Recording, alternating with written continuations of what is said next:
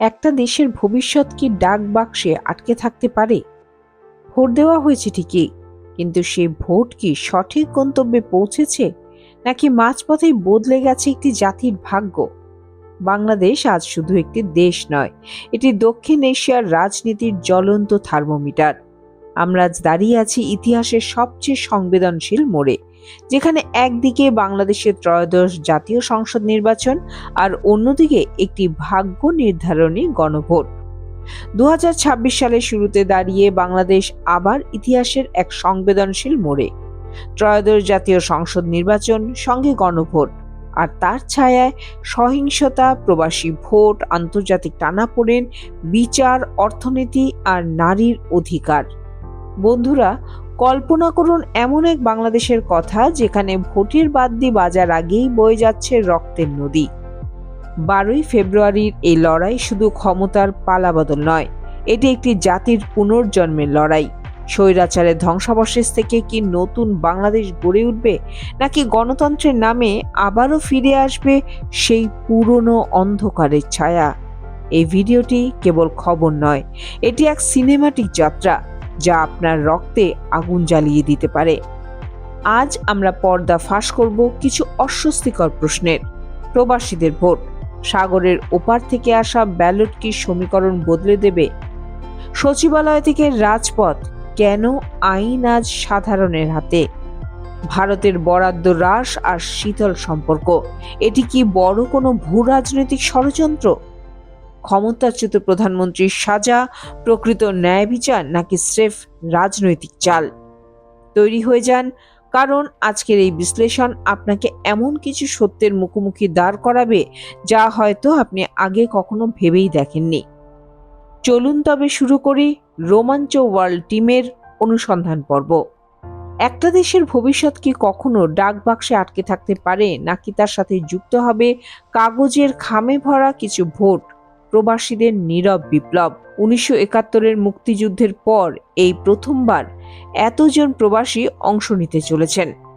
আসন্ন 12ই ফেব্রুয়ারি বাংলাদেশের জন্য কেবল একটি তারিখ নয়, এটি একটি জাতীয় পরীক্ষা। এই পরীক্ষায় প্রথম রায় আসছে সমুদ্র পাড়ি দিয়ে। বাংলাদেশের লক্ষ লক্ষ সন্তান রয়েছে বিদেশে, তাদের ভোটের অধিকার শুধুই কি কাগজে? নির্বাচন কমিশনের তথ্য মতে প্রায় 7.5 লক্ষ প্রবাসীর জন্য পোস্টাল ব্যালট পাঠানো হয়েছিল। এর মধ্যে প্রায় 4,58,000 প্রবাসী তাদের ভোটাধিকার প্রয়োগ করেছেন। ইসি কার্যালয়ে পৌঁছানো সেই ব্যালটগুলো কেবল কাগজ নয়, বরং বিদেশের মাটিতে ঘাম ঝরানো রেমিটেন্স যোদ্ধাদের প্রত্যাশার প্রতিফলন। কিন্তু প্রশ্ন থেকেই যায়, অ্যাপ দিয়ে 15 লক্ষাধিক নিবন্ধিত ভোটারের মধ্যে কেন মাত্র 31% ব্যালট এখনো পর্যন্ত গন্তব্যে পৌঁছল? প্রবাসীদের এই নীরব অংশগ্রহণ কি পারবে মূল ভূখণ্ডের ভোটের সমীকরণ বদলে দিতে? অতীতের নির্বাচনগুলো তো রক্তে ভেজা। 1991, 2008, 2014 প্রত্যেকবার শুধুই হিংসা। আন্দোলনের পরেও শিক্ষা কিন্তু নেয়নি রাজনীতিবিদ বা আমলাতন্ত্র। ডক্টর ইফতেখার বলেছেন, আর কোনো নির্বাচন কেন্দ্রিক হত্যা চাই না, কিন্তু ঝুঁকি থাকবে নির্বাচনের কয়েকদিন পরেও। সরকারের ক্ষমতা আছে, কিন্তু ইচ্ছে কতটা? সচিবালয় থেকে রাজপথ, মব সন্ত্রাসের এই বিষ বাষ্প ভোটের উৎসবের আড়ালে এক ভয়াবহ আকার ধারণ করেছে। টিআইবি নির্বাহী পরিচালক ডক্টর ইফতেখারুজ্জামানের মতে, বাংলাদেশের বর্তমান অস্থিরতার মূলে রয়েছে মব সহিংসতা, যা শুরু হয়েছিল খোদ প্রশাসনের কেন্দ্রবিন্দু সচিবালয় থেকে। যখন আইন নিজের হাতে তুলে নেওয়ার প্রবণতাকে সরকার শুরুতেই দমন করতে ব্যর্থ হয়, তখন তার নৈতিক ভিত্তি দুর্বল হতে বাধ্য। তথাকথিত জুলাই বিপ্লব পরবর্তী 1.5 বছরে প্রত্যাশা আর প্রাপ্তির হিসেবে দেখা যাচ্ছে সাংবাদিকদের ঢালাওভাবে খুনের মামলায় ফাঁসানো হচ্ছে। এটি কি প্রকৃত বিচার, নাকি পেশাদারিত্বের ওপর সস্তা প্রতিশোধ? যদি এই মব কালচার নিয়ন্ত্রণ করা না যায়, তবে 12ই ফেব্রুয়ারি নির্বাচনে পেশি শক্তির আস্ফালন ঠেকানো অসম্ভব হয়ে পড়বে। এদিকে বিচারের বাণী যখন নিভৃতে কাঁদে না, তখন তা দৃশ্যমান হয় আদালতের রায়ে, নাকি পরিবর্তিত হয় ষড়যন্ত্র? নির্বাচনের ঠিক আগে পূর্বাঞ্চলের প্লট জালিয়াতি মামলায় ক্ষমতাচ্যুত প্রধানমন্ত্রী শেখ হাসিনা ও তার পরিবারের সদস্যদের জেল, জরিমানা দেশের বিচার ব্যবস্থার এক নতুন বার্তা, নাকি কোনো ষড়যন্ত্র রয়েছে এর পেছনে? ক্ষমতার অপব্যবহার করে পূর্বাঞ্চলের রাজধানীর উন্নয়ন কর্তৃপক্ষের প্লট বরাদ্দ নেওয়ার অভিযোগে ক্ষমতাচ্যুত প্রধানমন্ত্রী শেখ হাসিনাকে 21 বছরের কারাদণ্ড দিয়েছে আদালত।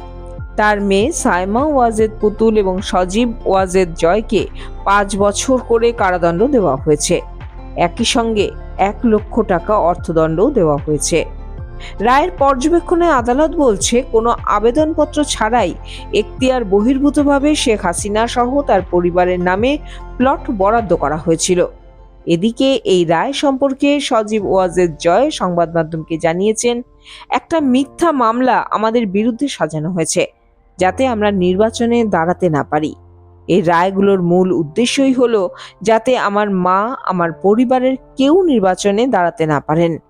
এই টান পরিস্থিতির মাঝেই সাংবাদিক গ্রেফতার, ঢালাও মামলা আর রাজনৈতিক প্রভাবের অভিযোগ ঘিরে মানুষের মনে প্রশ্ন, প্রকৃত অপরাধীরা কি সত্যি কাঠগড়ায় দাঁড়াচ্ছে, নাকি প্রতীকী কিছু মুখ দেখিয়েই দায় সারা হচ্ছে? গণতন্ত্র ভয় দিয়ে নয়, ন্যায় দিয়ে টিকে থাকে। এই সত্যটা বাংলাদেশের জন্য সবচেয়ে বড় চ্যালেঞ্জ আজ। এই প্রেক্ষাপটে উঠে আসে জবাবদিহির প্রশ্ন। এটা কি সত্যিকারের বিচার, নাকি নির্বাচনের আগে শক্তি প্রদর্শনের আরেক নাম?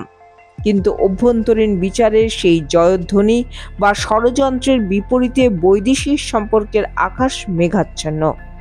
বাংলাদেশের সাধারণ মানুষের মতে বাংলাদেশের চরমপন্থীরা মাথাচাড়া দিয়েছে, তাই তাদের একটাই লক্ষ্য, ভারতের নামে কুকথা ছড়িয়ে নিজেদের কর্তৃত্ব বজায় রাখা। ভারতের বাজেটে বাংলাদেশের জন্য বরাদ্দ এক ধাক্কায় অর্ধেক হয়ে গেছে। এই বরাদ্দের পরিমাণ গত বছরের 120 কোটি থেকে কমে হয়েছে 60 কোটি।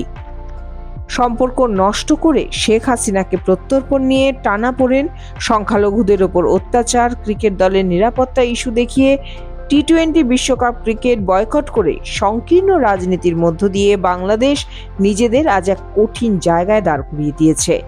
ইতিমধ্যে ভারতীয় দূতাবাসের কর্মীরা দেশে ফিরছেন। সব মিলিয়ে দিল্লির সঙ্গে ঢাকার সম্পর্কের বরফ যেন গলছেই না। ভারত এখন বাংলাদেশের বদলে নেপাল বা ভুটানের দিকে বেশি ঝুঁকছে, যা বাংলাদেশের ভূ রাজনৈতিক স্থিতিশীলতার জন্য এক বড় চ্যালেঞ্জ। দেশের ভেতরের টানাপোড়েনের সঙ্গে সঙ্গে বাড়ছে আন্তর্জাতিক চাপও।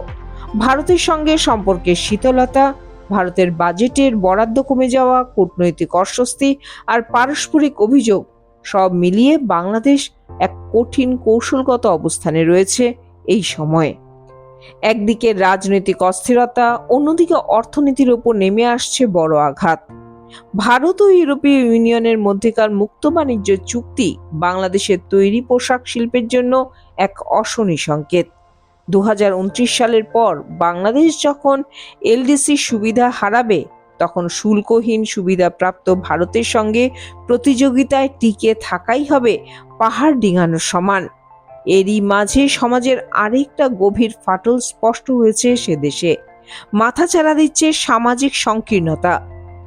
জামায়াত ইসলামীর নারী নেতৃত্বের ওপর নিষেধাজ্ঞা, পুরুষ অভিভাবকত্বের তত্ত্ব আধুনিক বাংলাদেশের তথাকথিত জুলাই চেতনার সঙ্গে বৈপরীত্য সৃষ্টি করছে।